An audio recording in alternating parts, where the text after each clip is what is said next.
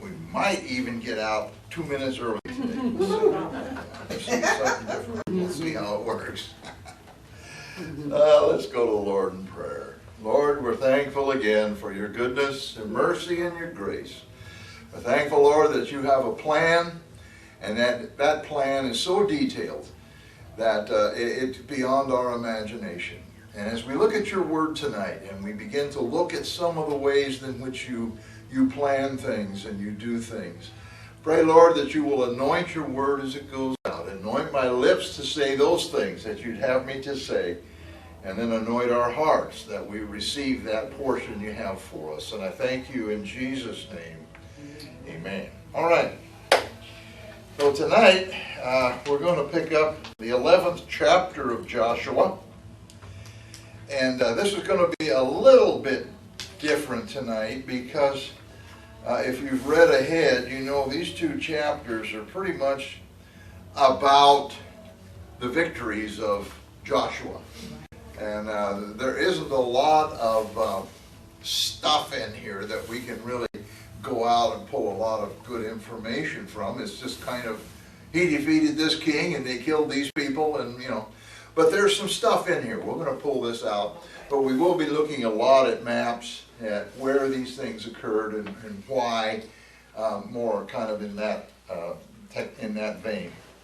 But let's start with Joshua chapter 11, beginning with verse 1. And it came to pass, when Jabin, king of Hazor, heard those things, that he sent to Joab, king of Madon, to the king of Shamron, to the king of Ashaph, and to the kings who were from the north in the mountains, in the plains south of Chinneroth, in the lowlands, and in the heights of Dor on the west, to the Canaanites of the east, and in the west, to the Amorite, the Hittite, the Pizarite, the Jebusite, in the mountains, and the Hivite below Hermon, in the land of Mizpah. So they went out, they and all their armies with them, as many people as the sand that is on the seashore in multitude, with very many horses and chariots. And when all these kings had met together, they came and camped together at the waters of Merom to fight against Israel. All right. So here we have this king of Jabin. Now when the king of Jabin, Jabin, the king of Hazor, heard about Israel's victory of the Southern Alliance. Now you remember last week, these were the alliance that was formed by the southern parts of the Amorites to come against Gibeon, because they had joined with Israel or had signed a pact with Israel. And their main objective was to wipe out Gibeon. And of course, before they could do that, Joshua attacked them and wiped them all out. Well, when this Jabin heard about that, he decided that when you put that with the battle at Jericho, with the falling of Ai, which were both very heavily fortified cities, they better do something. So you can see this king, and it starts out kind of interesting, and to me it's kind of humorous. Now, first of all, you have to understand, Hazor was the capital, or the head of the rulers of northern Canaan. It was the primary city. It was the largest city. It was probably one of the largest cities in Canaan. I think they said someplace around 20,000 people lived there. So it was a large city, well fortified. And so he sent out to all of his buddies, and it sounds like, he's just sending letters to these other three kings who were also very large, well fortified, well armed cities. But I don't know, I kind of look at this and I see, he sends this out to the king of Madon, to the king of Shamron, to the king of Ashaph, and you say, wow, he's going to get an army together. Well, then you notice, and to the kings who were from the north, in the mountains, the ones in the lowlands, the ones on the east, the ones on... In other words, he sent it to everybody. And it was kind of like, help! Israel's coming. You know, I mean, I can almost see the panic here in his approach to who he asked to come and join his alliance. Now, Hazor, come on, oh, there we go. Let me get my pointer here. All right, here is Hazor up here. Huh? Oh, yeah, way up there. Laser pointer.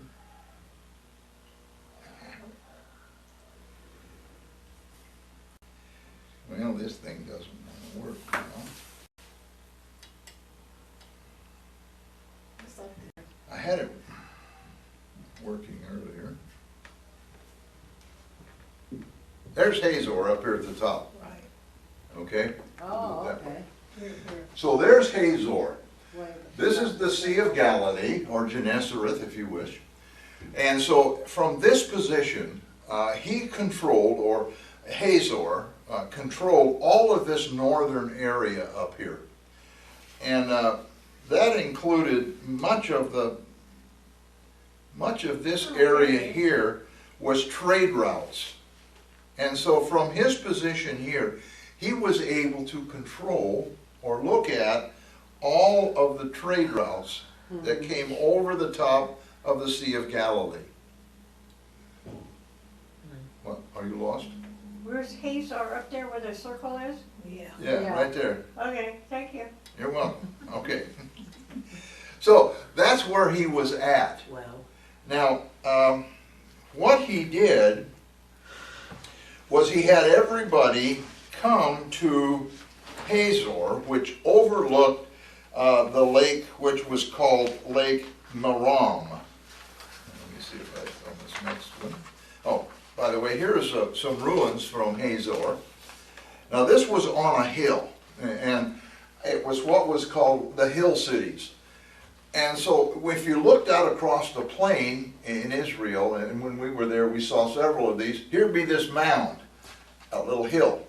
And so what they would do is build their city up there because they were able to see all across the plains, and then anybody trying to attack them, you've got an extra 700-800 feet of mountain that you're going to have to go up before you get to the walls to attack the city. So it was a way of fortification as well as being able to overlook these plains.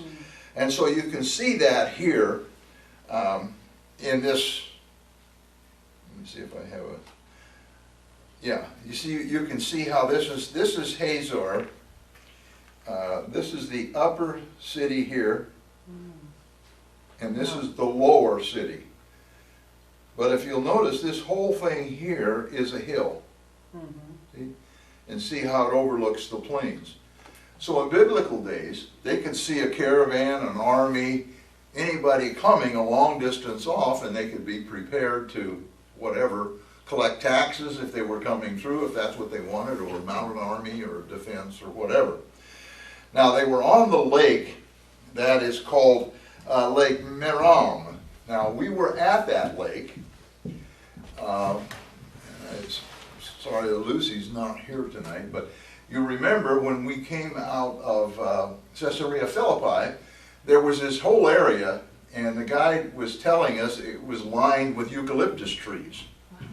And he was telling us this was the swamp from this lake, and it's not called Merom anymore, and it slipped my mind what the name of it is, but this was it wasn't a large lake, but it was fairly good size. And the upper part of it was all swamp. Well, in order to use that, they would have to drain all of that swamp water, which would be an impossibility, because of where it is. Where do you drain it? Where do you put it? Well, they found out that eucalyptus trees drink tons of water. So they planted all these eucalyptus trees around this swamp, and it literally sucked the water out of the swamp. wow. And it served another purpose also, because the snipers from Syria are on the Golan Heights up there on their side, and they were shooting the farmers that were planting and working in these fields, and these eucalyptus trees kept them from being able to do that. So it was kind of served a double purpose. But anyway, I thought that was interesting. Yeah, it's still there. It's still there, Yeah. yeah, you drive down the road, you're kind of, and he says, well, this is where they were shooting all the farmers, and you're saying, I hope they're not up there now, you know, shooting me. But this was the area. And if you'll notice here on this picture, how flat that is out beyond, you know, out here, out beyond the city, how flat that is. That would be, and I'm not sure this is the direction, but that would be where the battleground was. It was flat. Okay. And it was important for them to have flat battleground because they relied on the chariots and the horses. And the men fighting would rather be in kind of a hilly, rough kind of country so they could, you know, dodge, move. But horses, you've got to have some room to move them, and it has to be pretty flat to be effective. So that's what was going on here. Now, as far as Hazor is concerned, it doubtless was one of the strongest fortresses in the north, both by nature and art. It is mentioned in the Egyptian inscriptions of an early date. Its situation in the midst of a plain, though itself on a hill, rendered it especially suitable as a stronghold for people whose main reliance was on horses and chariots. Its position on the northern frontier led to it being fortified by Solomon in 1 Kings 9:15.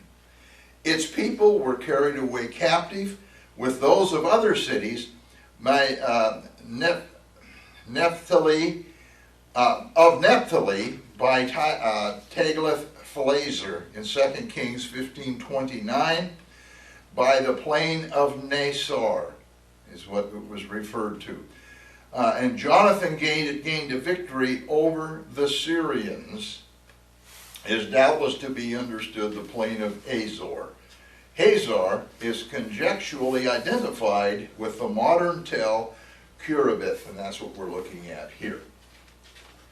So, that was Hazor. Now, the exact location of the city of Madon is not known, but it is thought to be a few miles east of the Sea of Galilee. So they haven't, they know about where it is, but they haven't found it exactly yet. Over there are so many mounds, and mounds usually represent archaeological mounds or cities that were built on each other. But they just haven't had the time, the energy, money, resources, people to go out there and start. And a lot of them are under modern cities now, so they don't really want to go start digging up city streets to find out what's under there. Although they do in some areas there. So anyway, they don't know where it is. Now Shimron was one of the major fortified cities that controlled the Jezreel Valley. And it was possibly the largest of those cities. Let me go back to Hazor. I forgot I had this in here. Hazor was a royal city as well as the largest. They uncovered this, and it's really interesting because they think this was the palace of Hazor. And these steps, you see these steps right here, those are very intricate steps, and here they are if you look at them from the side. You see how they've been cut? So they fit together. It's kind of like the modern stack blocks that we buy, you know, to shore up the dirt. But they actually fit together so that they don't slide or come apart. Very well engineered. And they haven't gone up here into this area yet and excavated there. They don't know if they will find doorways into the palace or if it's just another terrace that will eventually lead them to the palace area. But I thought this was so interesting because here are the steps that this king we're talking about actually walked on. Wow. This isn't from some later period of time. This is from the time of Joshua. And I'm looking at that and saying, wow, you know, that's kind of amazing. Yeah. That They're in this kind of shape. And the floor here, I don't know if you can see it out here. Well, you can notice it here. These are rocks, and that was the flooring that they put down. Oh, It wow. was actually like a tiled, it wasn't the mosaic type tiling, but it was rocks that they actually set in like a cement to make the floor for this was a garden area or entrance into the palace. Oh, wow. Very interesting. And of course over here, whatever these were rooms, and there was walls there and things. So I thought that was interesting. And here's the citadel where the soldiers were in Hazor, and this is where they would look out over. You can see over here how far they could see in the plains in the Wow. background there, all the way over here. So you'd have sentries, this went up higher, and so you'd have sentries up here and along here watching that valley. Kind of gives you a feel for what that was like. Now here's Simron, and Simron has not been excavated to the extent of the others. You can see some areas here that's been dug out and along here where they've done some excavating. And there are archaeological digs going on there now to see what they can find down in there. Here's Arsheft, and Wow. this one is interesting. It was a royal city of the Canaanites, and the name means poison or tricks. God. What a name. Those from the north referred to these hills. Let me skip that. Let's go back just to talk about Arshef first before I get myself all completely confused. This is, of course, a round hill, and up on top of this, you see these trees here. That's an olive grove, and it still produces lots and lots of olives. And this whole area around the bottom, and there are pictures of people picking the olives off of these trees. Very bountiful, I guess. But at one time, this was mainly the city area here. Would have been in this area. And this was probably a farm area. Maybe they didn't have all olive trees in, but it was an area where they could grow food and do things like that. Here is a look at the road that goes up this hill. So this thing is sitting out here like this. They cut a road that went up very steeply around it to get to the gate. Wow. So if an army was going to come up there, they have to, number one, they've got to fight the road to get up there. And along the road, you can see here are some cross sections here. This is actually the old ancient wall of Arsuf. Wow. Here is a picture where they have dug down along the wall, and you can see the little markers that are still there from the archaeological dig that they did. But you can see the blocks that are cut here and the rocks that are put in. That's the original wall from Joshua's time. Wow. And this was also, I thought, interesting over here. They've uncovered these white rocks. That was the paving of that road we saw. Ooh, must have been pretty. So the road was paved with these white stones that led up to the entrance to the thing. This was a royal city. This was well done. So this were those towns. So you had the royal cities, and then you had those from the north and in the mountains. Now these refer to those Canaanite cities that were north of the Judean hills. And the Judean hills, let me see, the Judean hills were primarily in this area here and south. Okay, so, well, they actually probably came up a little bit higher, but you can see these hills here. These were called the Judean hills or hills of Israel. What they were talking about were ones that were up in here. So when they talked about the Canaanites from the north, these were primarily these hills up in here, these mountains up in here, the northern part. When it talked about south of Chinneroth and the lowlands, these were cities that were south of the Sea of Galilee down here. And we'll see these on a different map in a little bit here.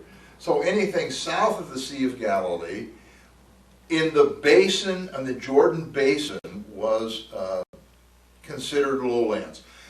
The Jordan Basin, and there's even one scientist that has come up with the thought that this may be an ancient, very ancient volcano.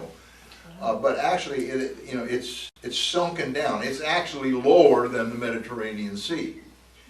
So when you go down the Jordan Valley, you are lower than the Mediterranean Sea. It's some of the lowest places on earth except Death Valley and a couple of places like that that are exceptional. So this was considered the lowlands, and it's a basin area, basically no hills. It's just kind of a runoff, kind of a low area. And there were a lot of Canaanite cities. Amorites dwelt there, especially in the hills, right at the foothills. On the low hills, they would build their cities and overlook this plain. Because this plain was fertile, and it was a great place to, of course, grow crops and raise cattle or whatever they wanted to do. Now, Dor was clear over here on the Mediterranean Sea. And Dor was a coastal city, and it overlooked the plains of the coast, or the coastal plains. It was also a city built on a hill, and they controlled the plains as well as some of the sea coast. So they had ships and things that they could use. They were not a big shipping, type of center like Tyre or Sidon that we think about as being, where they shipped all kinds of cargo. But they did have some ships and some naval stuff there that protected that area. So he invited everybody to come up and join in the battle. Now, when they all came together, and Huleh, H-U-L-E-H, that's the name I couldn't remember. This is actually the lake that they met around. And this is where you can see Hazor right here. There's Hazor. And so his city was raised up and overlooked this whole valley here. Right? So they said, this is where we're going to have the battle, because it'll give us the advantage. We have chariots and horses. And so that's where they met, on the shores of Lake, what is Huleh here now. Now the numbers, Joshua gives us the numbers of the armies. It said there was 300,000 infantry, 10,000 cavalry, and 20,000 chariots. So this was not a little army that just kind of, you have an army that size, you've got to have a lot of room anyway. So this is where they all met, was there. All right, so let's read on, chapter 6, or verse 6. But the Lord said to Joshua, do not be afraid because of them. For tomorrow about this time I will deliver all of them slain before Israel. You shall hamstring their horses and burn their chariots with fire. What does hamstring mean? So Joshua and all the people of war with him came against them suddenly by the waters of Merom, and they attacked them. And the Lord delivered them into the hand of Israel, who defeated them and chased them to Greater Sidon, to the brook Mesrephoth, and to the valley of Mizpah eastward. They attacked them until they left none of them remaining. So Joshua did to them as the Lord had told him. He hamstrung their horses and burned their chariots with fire. All right. Now, you can imagine Joshua and the army of Israel when they find out of the size of this army. Now, you kind of remember back to the spies that came into the land. They were terrified because of the numbers and size and all of this. Well, I mean, here we are going to go against an army that is huge, probably 5-6 times the size of the Israeli army at that point. But here's the thing. God was with them. And so God reaffirmed to Joshua what was going to happen and told him what to do and the results if he did it like he told him. Now, there's been a lot of conjecture about this portion of Scripture, because where was Joshua? Where was the army? And we tend to look at Scripture and take it day by day. So, yesterday he beat Gibeon, and so now today he's going to go against this army. But we'll find out later tonight, he fought these wars over several years. So they defeated Gibeon and probably went back to Gilgal, possibly spent time at Gilgal. And remember, it was the Gilgal in the middle of Canaan, and not the Gilgal down by Jordan River. So they weren't too far away anyway. And we also talked, when we took Judges, how long it took to put an army together. Years. You weren't just going to have these guys, hey, I need you here, and all of a sudden C-17s start dropping, paratroopers, and they had to come long distances. And when you look at where these cities were all located, I mean, a lot of these guys that went to battle came from down in central Canaan, clear up in the north. They all had to get there, and that took time. So there was probably a very long period of time while he put his army together up there. And of course, Joshua, being the general of the army and a very intelligent man as well as being led by God, he had spies sitting there watching all of these armies come together. So when he told Joshua they're putting the army together and they're all meeting up here at this lake, okay, let's get the army going. So when they finally all got there, Joshua was probably sitting in some of these hills right around here watching him with his army ready. Smart. And when the time came, when God said, okay, go get them, sick them, they doubtless, because Joshua did this over and over again, early in the morning, before they had time to get up and get their horses saddled and all of that, he attacked them. No coffee. Now, horses and chariots are great in battle, but you don't just go out there, grab a horse, and sitting there and say, okay, the chariot's on, let's go. It's not like starting the car. It takes a while to get a horse. I mean, if you don't think so, go to the fair and watch them get ready for the wagon things. They have to put all the harness on them, they have to put the bits on them, they have to put the halters, then they've got to hook the chariot up, and then they have to run all the reins and lines and all the stuff that it takes to make a chariot work. And you don't do that in 2 minutes. Wow. So before they could get their 20,000 chariots ready to go, the army of Israel was already there hacking them up. So the battle was probably pretty short-lived.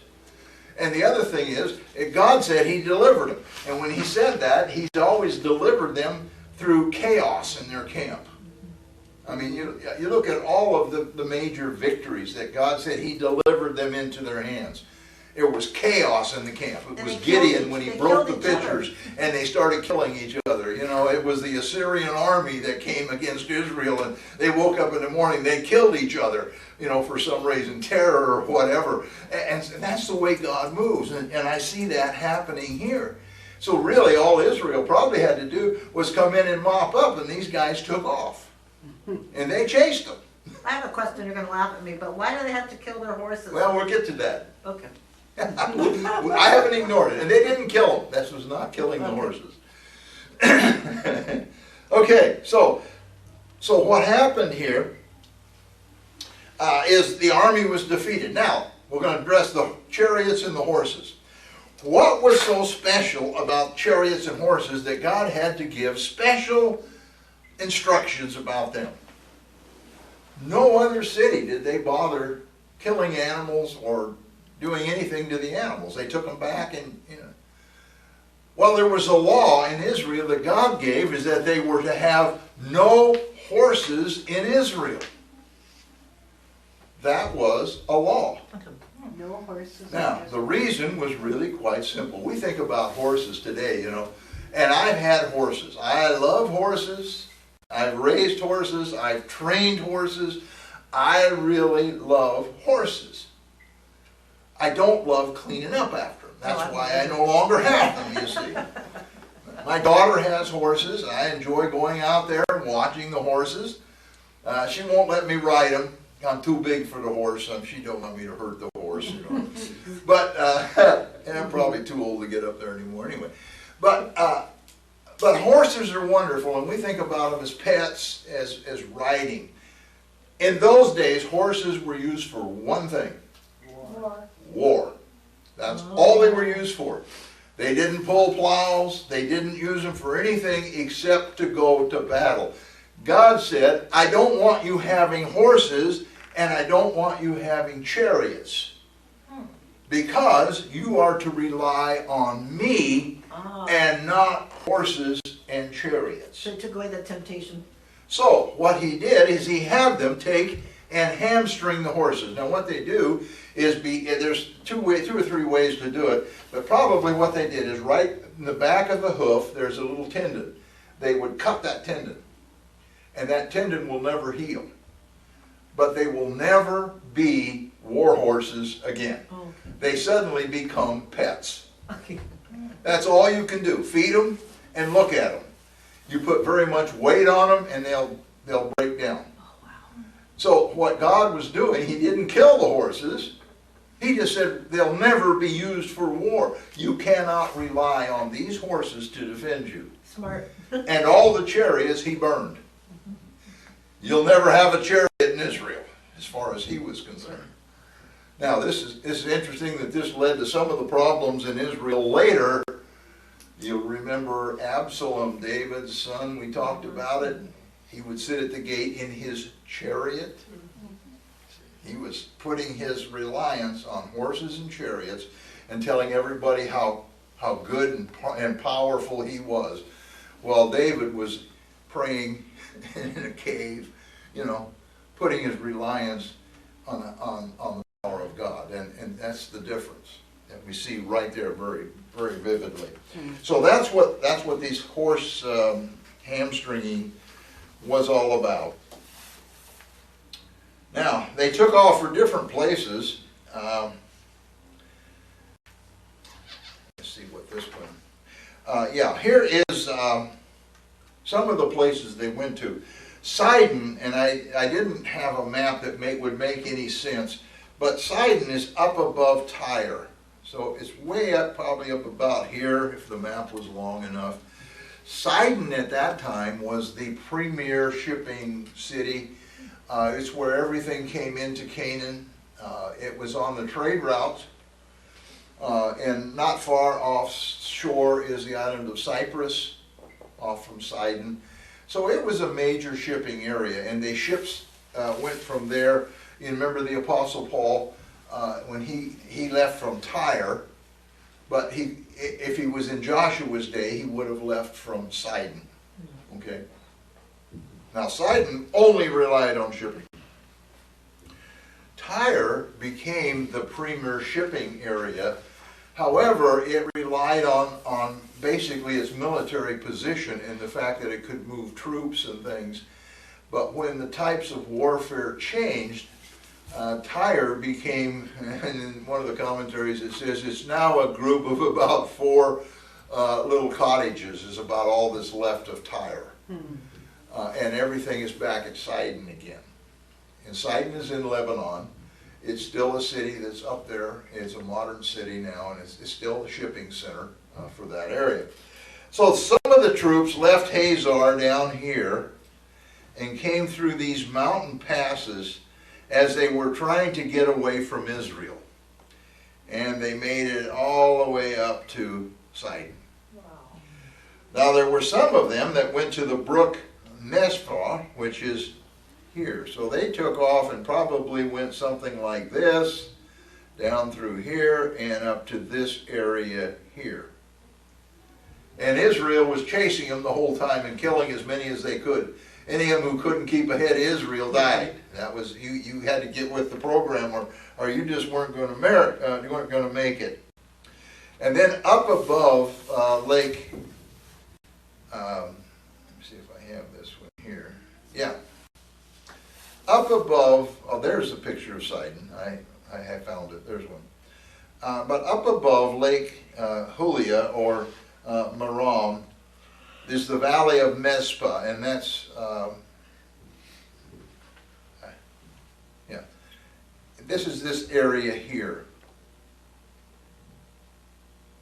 Did my thing go away? Come back.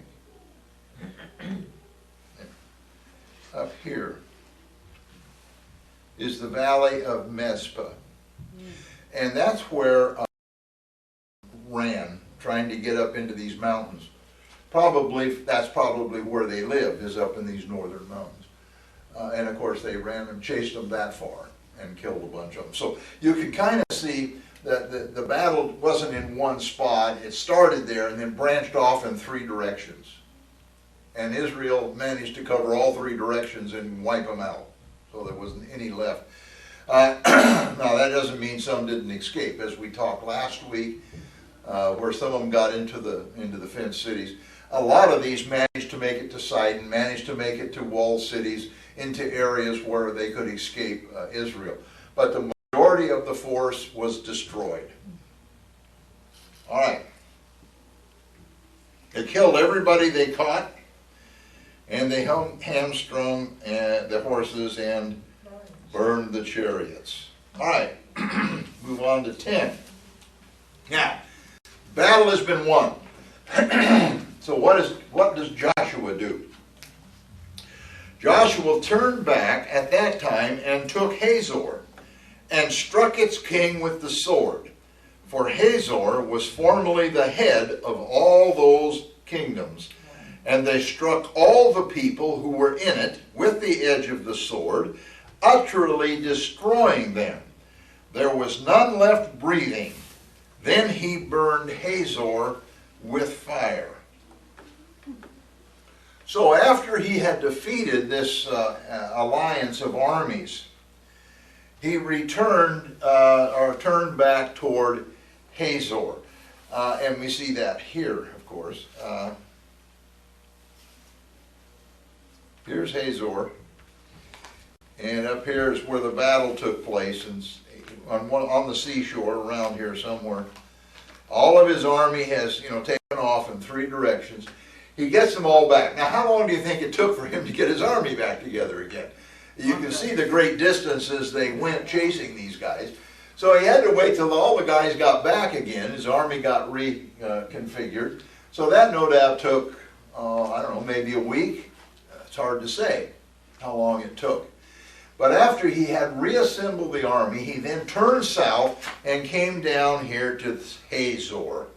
And Hazor, of course, that's where it all started. That's where the king Jabin was at.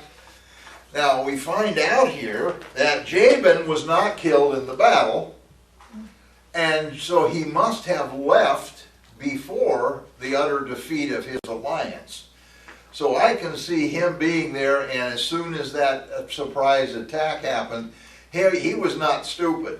And I imagine he looked at it and said, oops, we can't get our chariots and horses out. We're down 20,000 of our main weapons right now. I've got 100,000 infantry, and they're running like scared rabbits. I think it's time to go home. And down he went back and home, locked the gates, and got ready for a siege. But it doesn't ever seem to be a siege with Joshua. It seems he just came down, and I don't know if angels opened the gates. I don't know how he got into the cities. I don't know how quickly he was able to take these cities on. But it does not appear that he ever put a siege wall up or in any way tried to lay siege to a city, because that would take months, maybe years. Happened very quickly. Okay, that he took these cities. So he came down, they killed all the people, And it says, because it was the head city of all the kingdoms. So what they had here, you can see Hazor down here. All of these other little cities that are here, Rahab, Yaram, Aram, Kadesh, and all of these were no doubt cities that were associated with Hazor. So you had the king of Hazor, and under him would be other kings of other cities. Instead of kings, think about rulers. City officials could be mayors we think about today, only then, you know, they actually had armies and things. So they all were under him. He was the figurehead. He was the head man, honcho number one. And so Joshua needed to make an example of what happens when you come against Almighty God. And so he did. And he burned the city and killed everybody that was in there. All right, Joshua 11:12. So all the cities of those kings and all their kings, that means kings and all the kings under the kings, okay, Joshua took and struck with the edge of the sword. He utterly destroyed them, as Moses the servant of the Lord had commanded. But as for the cities that stood on their mounds, Israel burned none of them except Hazor only, which Joshua burned. And all the spoil of these cities and the livestock the children of Israel took as booty for themselves. But they struck every man with the edge of the sword until they had destroyed them, and they left none breathing. As the Lord had commanded Moses his servant, so Moses commanded Joshua, and so Joshua did. He left nothing undone of all that the Lord had commanded Moses. I want you to remember that. We're going to talk about that again here in a few minutes.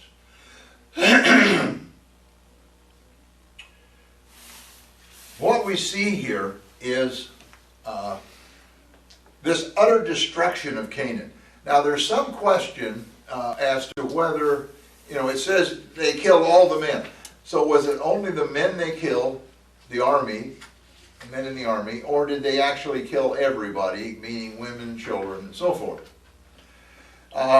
That's a good question. I tend to lean toward the fact they wiped them all out. The reason being is that was kind of what was commanded to Moses. He said, I want every inhabitant of Canaan killed. They've had plenty of time to clear out. I mean, when you think about it, Israel came across, they saw all the victories, they saw that all these cities were falling. All they had to do was head south. Go around, go back up someplace, go on the other side of Jordan, catch a boat, go to Cyprus, go somewhere.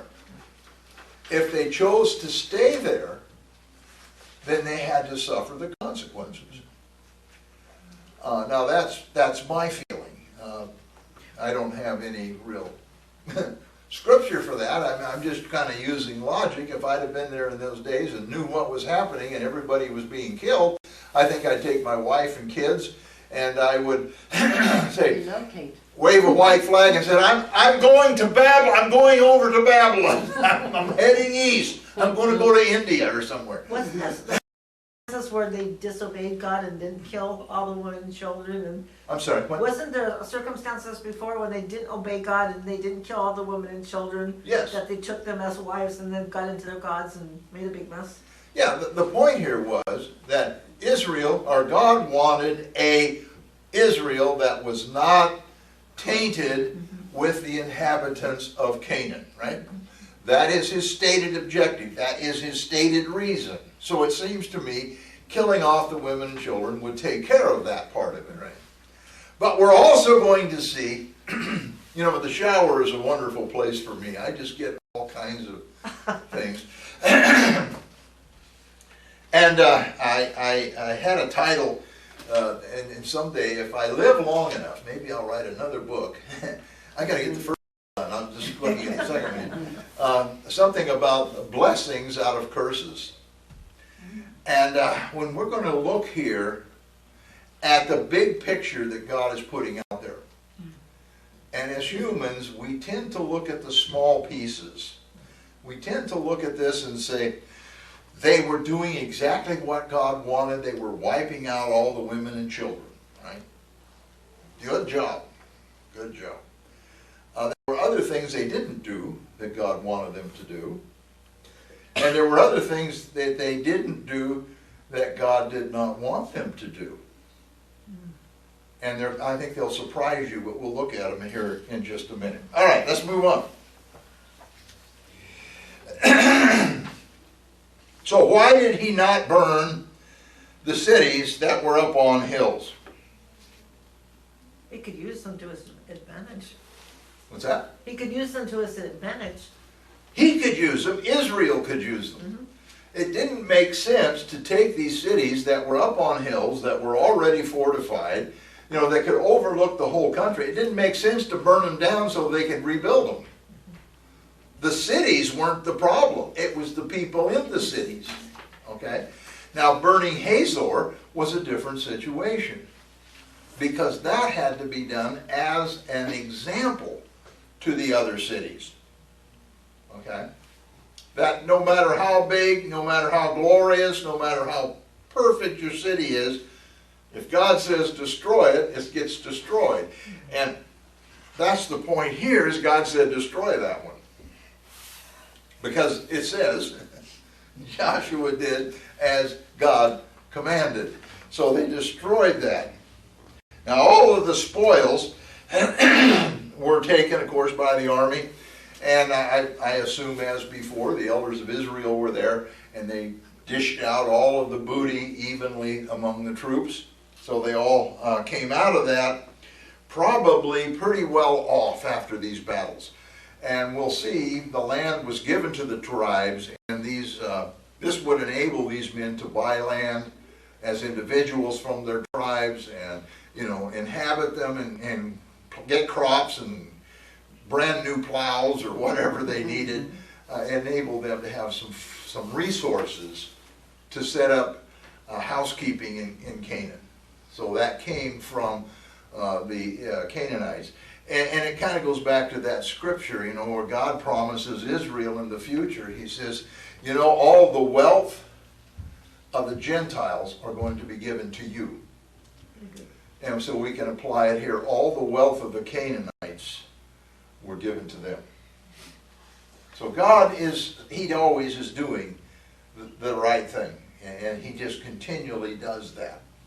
All right, let's move ahead. So, it says here, and this is so interesting, as the Lord had commanded Moses his servant, so Moses commanded Joshua.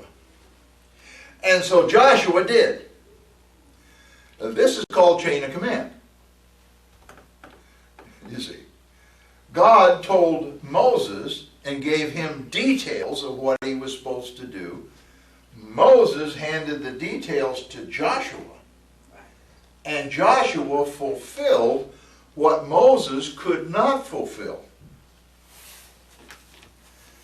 And you'll notice in verse 15, it says about Joshua, he left nothing undone of all that the Lord had commanded Moses. But wait a minute, God had also commanded Joshua. We'd seen where God commanded Joshua, right, to do things. Yeah. But it was the same things he had commanded to Moses. So what we see here is Moses was considered to have completed the commandments of God by passing them to Joshua, who actually physically fulfilled those commandments.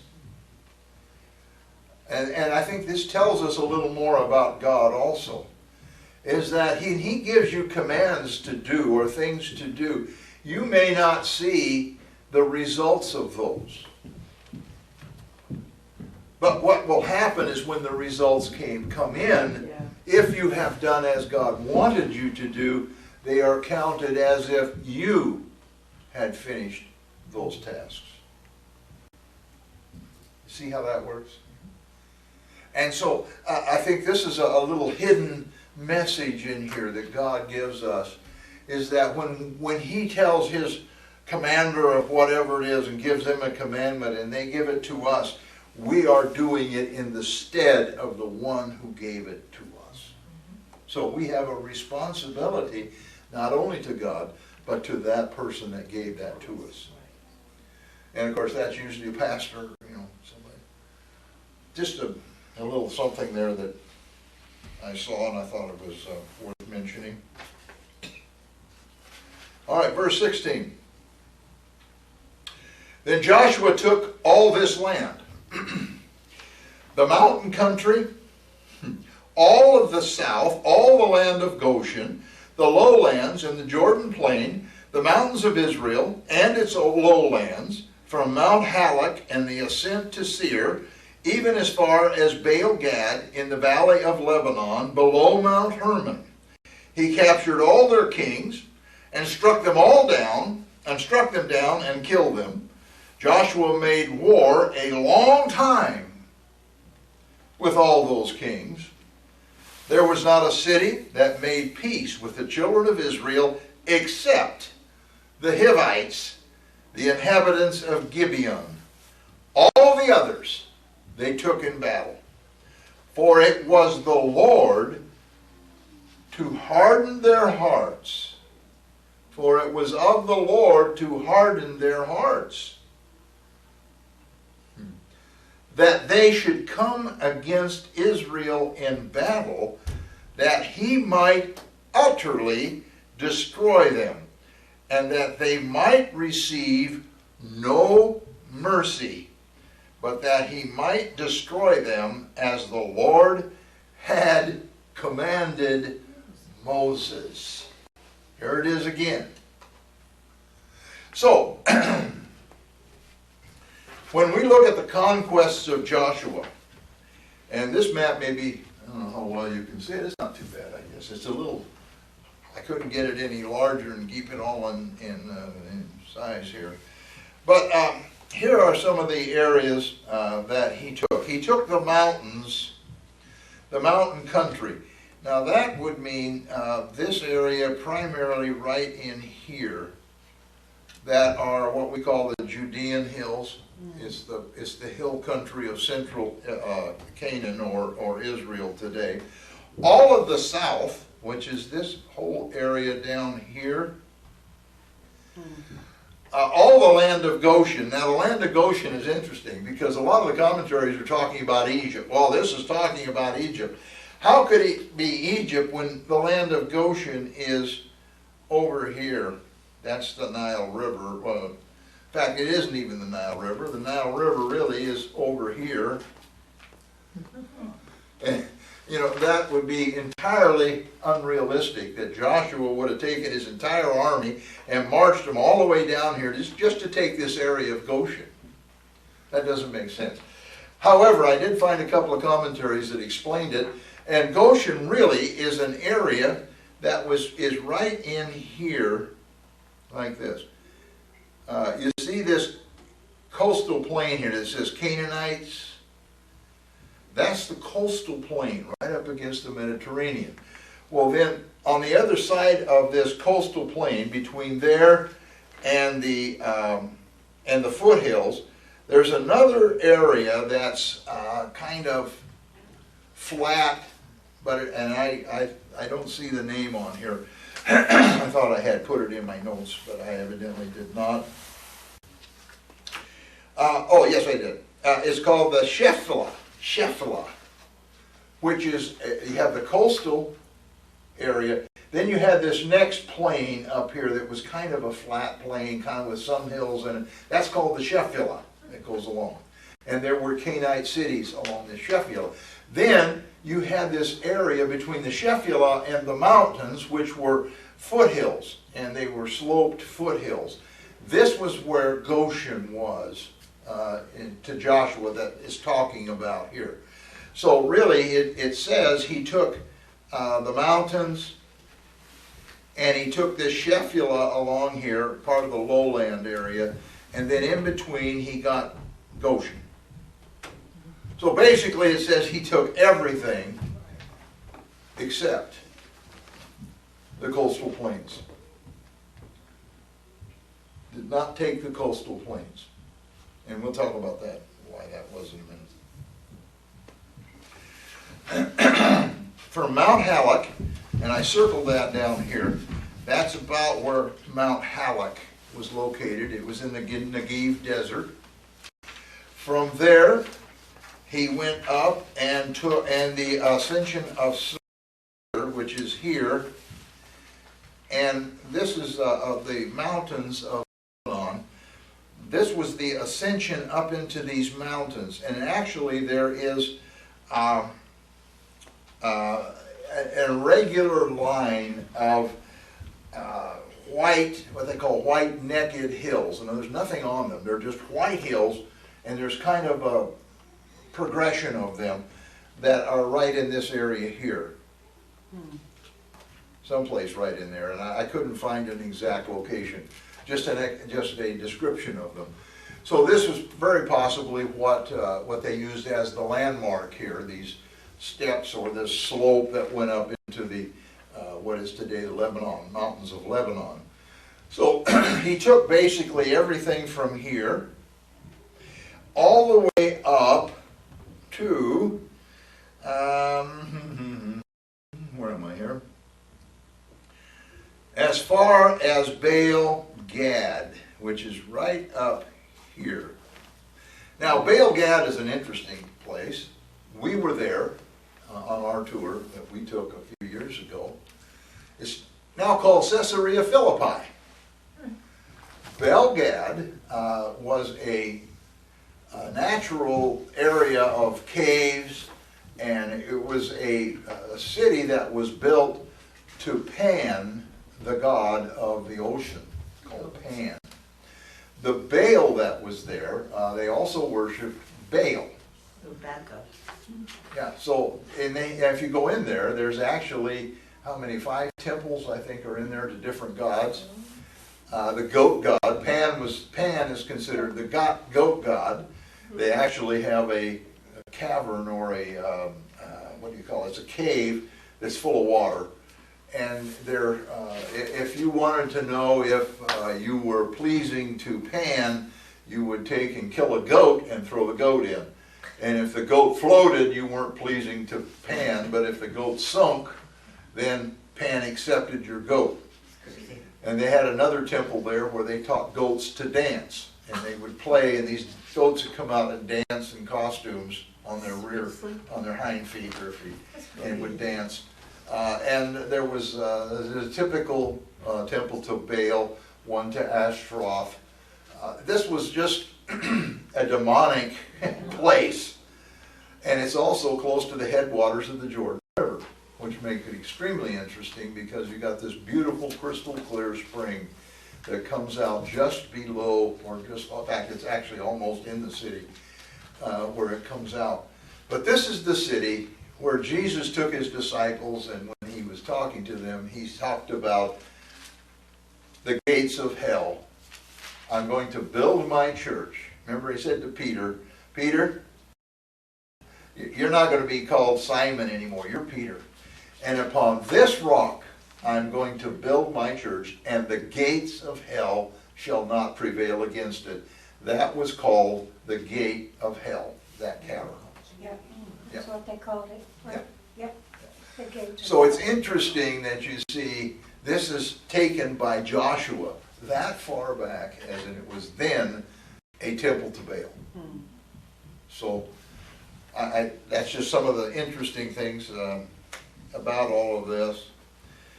And of course the Valley of Lebanon below Mount Hermon was this whole area right up in here. So he not only took that, but he took the whole thing. So when we get all through, everything you see in green is Israel. But notice the coastal plain. Now, preachers have often made the mistake of saying, Well, the battle, with Goliath and David and all of those would never have happened if Joshua had have taken this whole area. Makes sense, doesn't it? Because Gath was one of the cities of the giants. That's where Goliath and his 4 brothers came from. We're constantly at war with Israel. Would any of that happen if he had taken the coastal plains? But there's one little problem. Evidently God didn't want him to.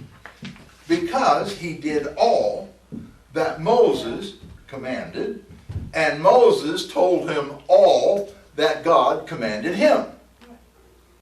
Where was he to take the coastal plains? Wasn't there? And this was a thought that came to me this morning.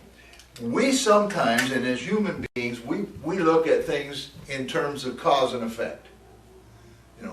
If as the effect would have been, there would have been no Philistines. They would have been wiped out just like everybody else. And God knows that's probably the truth. But then why didn't God do that? Because God said, I want a Canaan to belong, all of it, to you guys. It's all been given to you. So why didn't he tell them to go ahead and wipe it? And when you start thinking about this, and of course, you all know I'm not all like you all. I think different. Sometimes I wonder about myself.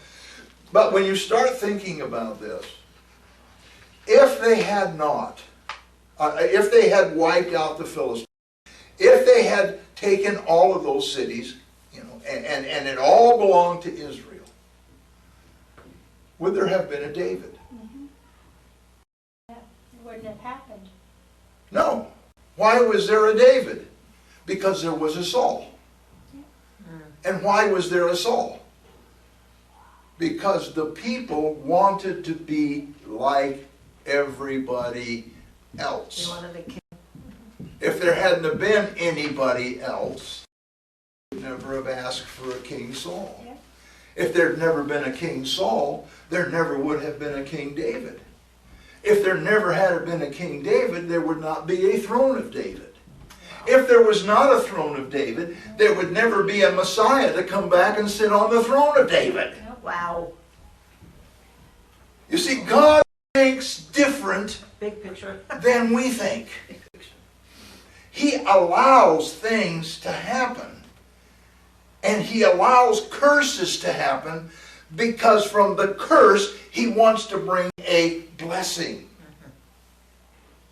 That's why the Apostle Paul, it really grieves me. It just grieves me to my heart when I hear pastors that get up and instead of preaching the cross, instead of preaching the gospel, they're up there saying, we got to fight for our religious freedoms. Wait a minute. You know what the Apostle Paul said? He said, in whatever state you find yourself, therein be content. You want to talk about a lack of religious freedoms? Read the 11th chapter of Hebrews. He said, when you have temptations, trials, when people come against you for the gospel's sake, what are you supposed to do? Go form a political organization? Count it all joy.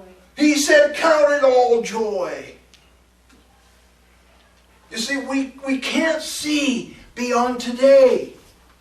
God does not want us to have religious freedom, and people think we do. I'm sorry. The way that the church in the Old Testament grew was through persecution. They never grew when they didn't have persecution. You know the largest, fastest growing church, Christian church today, where it's at? Iran. Oh, Iran. Oh, for sure. It is the fastest growing Christian church in the world. Think of what they're under. Off with their heads. People are so concerned about the Christians in Afghanistan, and I don't want to sound gross here. I think, thank God, because they're going to face persecution.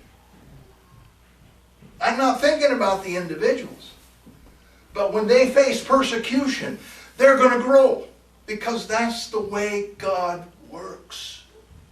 They're going to reach people that would never be reached if it wasn't the persecution.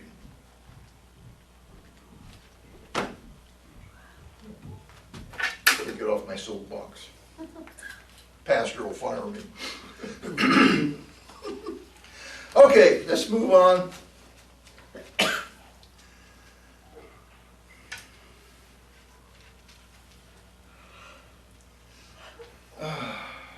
By the way, notice he hardened their hearts. This is exactly the same thing he did to Pharaoh. Because if he hadn't hardened their hearts, they would have surrendered. Logic says they would have surrendered. Logic says they would have made a treaty. He hardened their hearts so they couldn't. All right. 21. And at that time Joshua came and cut off the Anakim mountains from Hebron, from Debir, from Anab, and all the mountains of Judah, and from all the mountains of Israel. Joshua utterly destroyed them with their cities. None of the Anakim were left in the land of the children of Israel. They remained only in Gaza, in Gath, and in Ashdod. So who were the Anakim? These were the gigantic people that the spies saw when they crossed Kadesh Barnea and were so frightened of these huge giants. And they lived in the mountains. One little thing I want to notice, because some of the commentaries want to put Joshua as being written sometime after, out in the future further. But it wasn't, because it refers to the Judean mountains, the mountains of Judah, and the mountains of Israel. So they say it must have been after the Jeroboam formed took the 10 kings and formed Israel, and Judah had the remainder with it. But no, the answer is probably very logical. The person who was recording this was from the tribe of Judah, and they knew where their portion was. They were the first tribe to be allocated their land. And so he's probably saying the Judean hills, my land, and is all the rest of it over there that belonged to the other tribes, you see. So it's pretty simple, I think, when you think of it. Now, these Anakims, of course, you hear all kinds of things, but the average height seemed to be from history and stuff was probably 9 to 10 feet tall. Not somebody that you'd want to come up against. They weren't these huge 20-foot monsters, that you see in the movies. But still, again, a 10-foot man is yeah. We were watching Masked Singer last night, and one of the singers was a basketball player, and he happens to be in the NBA. And I mean, he's in his costume. He's a basketball player. I mean, he's up here, and the MC's down here at his waist. And he's only 6'11" or 6'10" or something. Only? So, when you see that, you can kind of get the feel, put 3 more feet on that, and about that much more wide, and you see what kind of a man these were. These were big men. But notice, and I thought this was interesting, one of the commentaries mentioned this, that 2 of the spies was Joshua and Caleb. The other ones, of course, were put to death. So who was responsible for wiping out the Anakim? The giants. It was Joshua and Caleb. You remember Joshua and Caleb, and we'll look at that later. Caleb turned to Joshua and he said, see that mountain? Give me that mountain. That mountain was where the Anakim were. It wasn't just a mountain. It was a mountain of giants. And that's what Caleb went after. He had the responsibility at his age of taking on the giants. So, just to throw that out there for you. All right, so he destroyed all of them, except those that lived in Gaza, the cities of Gath and Ashdod. Where are they? Coastal plain cities. Is that the Gaza Strip? Yes. Yep, what we call today Gaza Strip. That's Gaza. And Ashkelon and Ashdod are 2 of the cities that are in, or were in, that particular strip that we call Gaza. All right, verse 23, so Joshua took the whole land according to all that the Lord had said to Moses, And Joshua gave it as an inheritance to Israel according to their divisions by their tribes. Then the land rested from war. Now, let's move in very quickly. This is to be very quick. Verse 12, beginning with verse 1. These are the kings of the land whom the children of Israel defeated, and whose land they possessed on the other side of Jordan, toward the rising sun. This would be on the east side. From the river Arnon to the Mount Hermon, and all the eastern Jordan plain. One king was Sihon, king of the Amorites, who dwelt in Heshbon, and ruled half of Gilead, from Aroer, which is on the bank of the river Arnon, from the middle of that river, even as far as the river Jabbok, which is the border of the Amorites, and the eastern Jordan plain from the Sea of Chinneroth as far as the Sea of Arabah, which is the Salt Sea, the road to Beth Jasamoth, and southward below the slopes of Pisgah. The other king was Og, king of Bashan, and his territory, who was of the remnant of the giant, who dwelt in Ashtaroth and at Edrei, and reigned over Mount Hermon, over Salcah, over all Bashan, as far as the border of Geshurites and the Misharathites, and over half of Gilead to the border of Sihon, king of Heshbon. These Moses, the servant of the Lord, and the children of Israel had conquered. Moses, the servant of the Lord, had given it as a possession to the Reubenites, the Gadites, and half the tribe of Manasseh. Okay, so quickly, here's what we're talking about. Here is Heshbon right here. And this is where Sihon ruled from. Right here. I think the next, yes, this would be a little easy. Well, in fact, let me go to the next one. I think this is better yet to see kind of how this works. Heshbon is here. Now, Sihon ruled from the middle of the Arnon River, which is down here. It's interesting that he said in the middle, because in the middle of the river there was a city.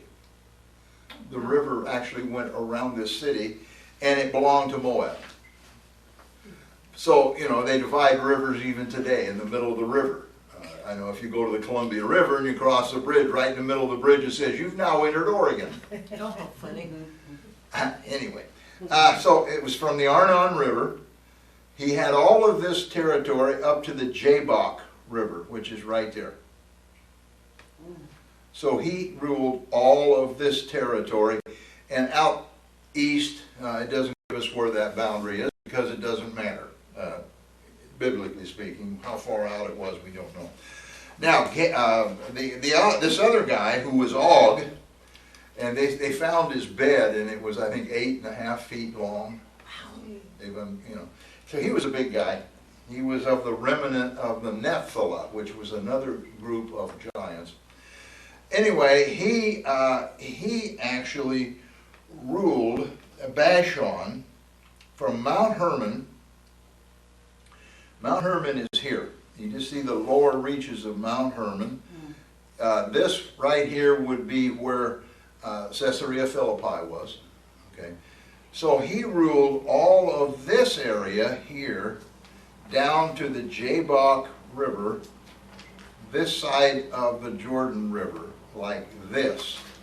Okay, so his country bordered on Sihon, and it also bordered then on the king of Hazor, because Hazor had this area here, so he would have bordered like this. Okay, so Moses was responsible or credited with taking all of this land here. And that was given to the 2.5 tribes. Because they, remember last week, they wanted to stay there and raise cattle and so forth. So that was perfect for them. All right, So that was the land conquered by Moses. And these are the kings of the country which Joshua and the children of Israel conquered on this side of Jordan, the west side. On the west, from Baal Gad, that's Caesarea Philippi, in the valley of Lebanon, as far as Mount Halak, and the ascent of Seir, which Joshua gave to the tribes of Israel as a possession according to their divisions. In the mountain country, in the lowlands, in the Jordan plain, in the slopes of the wilderness, and in the south, the Hittites, the Amorites, the Canaanites, the Perizzites, and the Hebuzites, and the Jebusites. Okay? Now here's some real interesting reading. The king of Jericho, these are all the kings. The king of Jericho, the king of Ai, which is beside Bethel, won. So the king of Jericho won. The king of Ai, which is beside Bethel, won. And this is the order that he took them in, evidently. That's what they feel. The king of Jerusalem won. The king of Hebron won. The king of Jarmuth won. The king of Lachish won. The king of Eglon won. The king of Gezer won. The king of Deber won. The king of Geder won. The king of Homa won. The king of Arad won. The king of Lebna won. The king of Adullam won. The king of Makdah won. The king of Bethel won. The king of Tapua won. The king of Hepher won. The king of Aphek won. The king of Lasharon won. The king of Medan won. The king of Hazor won. The king of Shammah Moron won. The king of Ashraf won. The king of Tenek won. The king of Megiddo won. The king of Kadesh won. The king of Jokneel won. The king of Dor in the heights of Dor won. The king of the people of Gilgal won. And the king of Darza won. All the kings, 31. What did he give him one of? One king. Why that's in there, I couldn't find any commentator that was even going to approach that one. But it was a way of God numbering. Each of them had one king, so there was 31 major kings that were defeated. Now that wasn't all of them. Because as I said, they had minor kings or rulers under them. But these were the major cities, major kings. There were 31 of them. And he took all of them.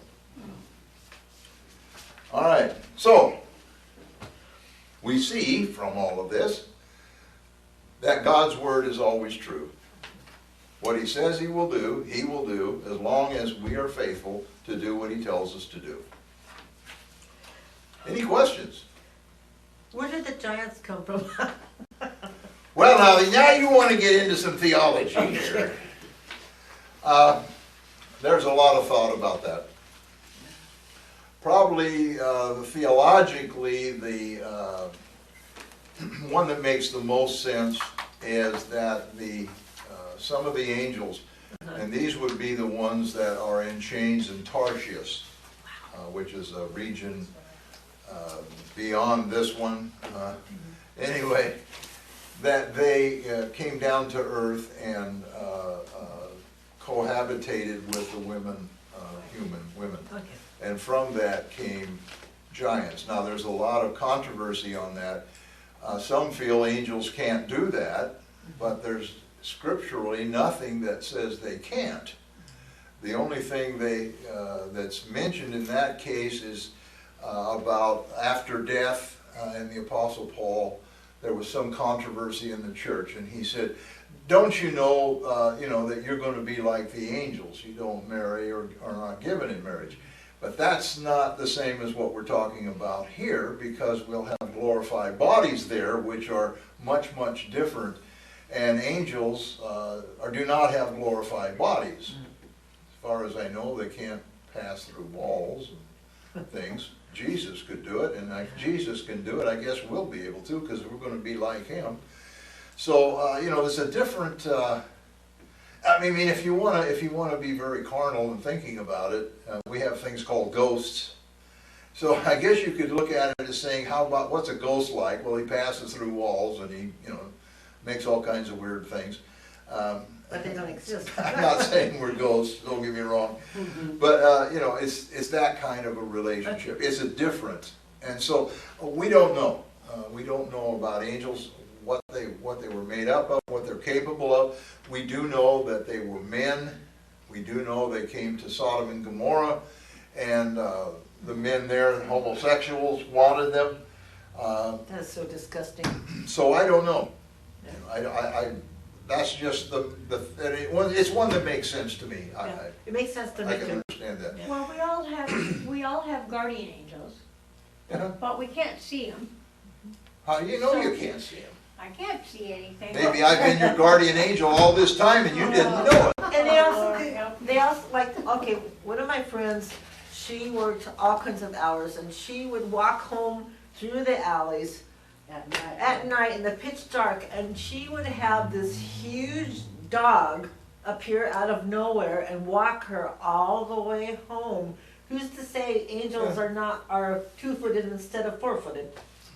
Yeah, angels, you know, Paul said, you know, you have to be careful because you never know when you're entertaining angels unaware. I believe angels come. I believe they minister to us. They help us. One of my uncles was pastoring a church in Indiana, a very large church, and I can't remember. The pastor who started it was a black man who was very, very popular singer, you know, writer of gospel songs, and he had a really big church. And my uncle went there, and I don't think he had either just taken the church or was thinking about it, but he was very discouraged anyway. And so after service one Sunday night, he was just sitting on the steps. And this man came up, sat down, started talking to him. He said he kind of looked like a hobo more than anything, you know, kind of ratty clothes. Talking to him, and before he knew it, he was completely encouraged, and this man had all kinds of things to say, and started walking down the street, and then he looked again and he was gone. And encouraged him, take the church, move on, do it, you know. And he did, and he went on to be the general superintendent of a very large Pentecostal organization. So You never know. you never know who you're talking to. It's just encouraging, you know? Yeah, God is, you know, we sometimes, we as humans want to separate ourselves so far from God all the time. You know, we think He's so majestic, and He's so up there, you know, and we can never, ever, you know, really have that relationship, and He doesn't, and He watches over us, and, you know, if we don't get too far, you know, He'll come down. No, He wants every little detail of our lives. He watches us, and you know, you look back over life, and you know, you're going through things, and you say, "Why am I? Oh God, I must be backslidden. You know, I must be because I'm going through this time, and it's terrible." What we don't see is God is sitting up there, probably laughing like crazy, saying, "If only you knew what's going to happen over here when you get through with this, so you'll be trained to do that. You know, what's the matter with you? Wake up." You know, that's why David said, "Yea, though I walk, even though I'm walking through the shadow of death," not death, but the shadow of it, even though I'm walking through that shadow of death, the worst possible time in my life, there's a rod and there's a staff right there, all the time. You know, you think about it. He didn't say I had to call for them. He didn't say they might show up. He said, "Yea, though I walk through the valley of the shadow of death, thy rod and thy staff beat me." He didn't say that. No. What did it say? Comfort him. They comfort me. And you know, the rod is a comfort, even though it's a tool of chastisement. Shows your boundaries. See? And he understood that. And if we could just understand that, you know, I look back over my life, and there's been so many things I didn't understand. Why am I going through this? Why, you know, why? Well, now I understand. I go back and say, "Well, dummy, if you hadn't gone through that, you wouldn't be over here. If you hadn't gone, you'd never get to here." And, you know, Well, and the staff has a hook, pulls you back. pulls you back. Yeah. That's right. The staff pulls you back, and the rod disciplines you. Yeah. And you know, that thing about him caring about the little things, I've shared this with Frida, I've always wanted a leather couch. Always, and I haven't had a couch for years. I have a leather couch now. Yeah. I'm still shocked over that. It's like, I never dreamed in my wildest dreams that I'd have a leather couch. Yeah. And that's It the way wasn't God even is. there. Yeah. He takes care of our Yeah. little things as well as our big things. And it's not until you look back on it, and sometimes we don't even recognize it. I've always wanted the leather couch, you know, but I didn't think anything about it Well, that's just until an all of a sudden you example. look back and you say, where'd that couch come from? Well, I have another I friend didn't that, have to pay for it, I didn't, or you Yeah. know, or I got it reduced, or where did this thing come I always wanted, and all of a sudden I have it, and well, yeah, I had to work for it, but I have it. It's what I wanted. when I went through a house fire, that was the first time as an adult that I bought a new dresser, a new brass lamp, new bedding, and then the house burnt down. And I was like, really? But you know what? I lived in a cul-de-sac. 2 of my neighbors had just settled estates of family members that died. Color TV,